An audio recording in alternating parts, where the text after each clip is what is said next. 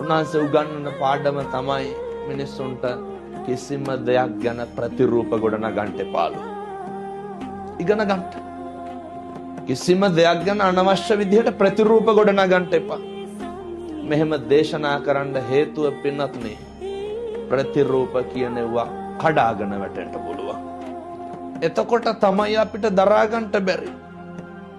ලාභ ලැබෙන්න පටන් ගත්තාම අපි ඉහළට යනවා වගේම වෙනතුනේ පහලක් නැත්තම් කොහෙද ඉහළක් තියෙන්නේ?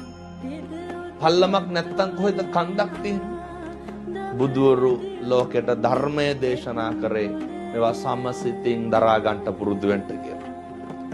බුදුවරු ලෝකයාට මේ දේශනාව පැහැදිලි කරේ අකම්පිතව ජීවත් වෙන්න ඕන නිසා. ඒ නිසා පින්නතුනේ අටලෝ දහමේ කම්පා වීම කියන කාරණය ගැන එක පාරකට වැඩියෙන් පින්නතුන් තව පාරක් හිතන්න වෙනවා.